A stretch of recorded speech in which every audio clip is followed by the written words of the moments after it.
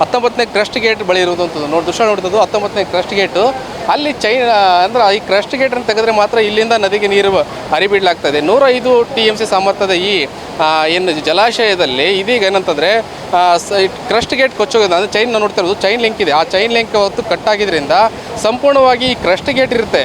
ದೃಶ್ಯ ನೋಡ್ತದೆ ಯಾವ ರೀತಿ ಯಾವ ರಭಸದಲ್ಲಿ ನೀರು ಹೋಗ್ತಾಯಿದೆ ದೃಶ್ಯ ನೋಡ್ತಾ ಇರ್ಬೋದು. ಈ ರೀತಿ ರಭಸವಾಗಿ 30,000 ಕ್ಯೂಸೆಕ್ ನೀರು ಒಂದೇ ಈ ಗೇಟ್ನಲ್ಲಿ ಕ್ರಸ್ಟ್ ಗೇಟ್ ಇಲ್ಲದೆ ಇವತ್ತು ವ್ಯರ್ಥವಾಗಿ ಹೋಗ್ತಾ ಇದೆ.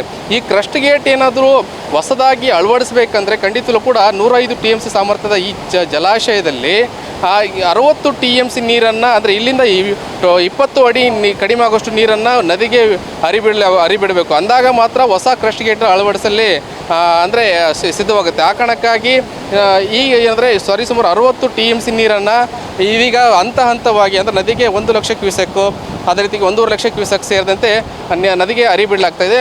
ಅದೇ ರೀತಿಗೆ ಇನ್ನೊಂದು ದೃಶ್ಯ ನೋಡ್ತಾ ಇರ್ಬೋದು. ಆ ಕ್ರಸ್ಟ್ ಗೇಟ್ ಏನು ಕೊಚ್ಕೊಂಡು ಹೋಗಿದೆ ಅದೇ ಕ್ರಸ್ಟ್ ಗೇಟ್ ಮೂಲಕ ಇನ್ನು ದೃಶ್ಯ ತೋರಿಸ್ತಾ ಇದ್ದೀವಿ. ನದಿಯಲ್ಲಿ ಯಾವ ರೀತಿ ರಭಸವಾಗಿ ಅಂದರೆ ನೋಡ್ತಾ ಇರ್ಬೋದು ಯಾವ ರೀತಿ ರಭಸವಾಗಿ ನೀರು ಧುಮುಕಿ ಹೋಗ್ತಾ ಇದೆ. ಅಂದರೆ ತುಂಗಭದ್ರಾ ಜಲಾಶಯ ಧುಮುಕಿ ಹೋಗ್ತಾ ಇದೆ.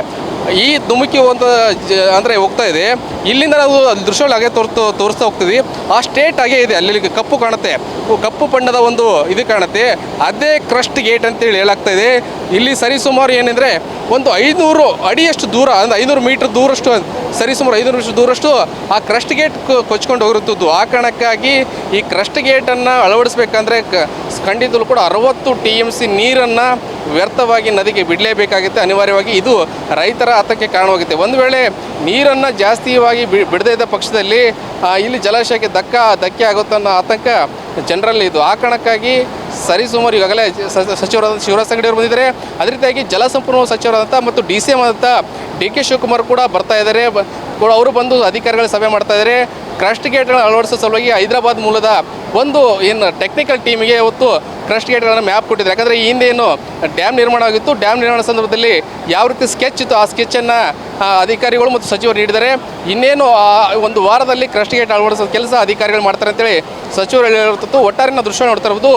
ಏನು ಈ ಎಲ್ಲ ಇವತ್ತು ಸಚಿವರು ಬರ್ತಾ ಇದ್ದಾರೆ ಮತ್ತು ಅದೇ ರೀತಿ ಶಾಸಕರು ಬರ್ತಾ ಇದ್ದಾರೆ.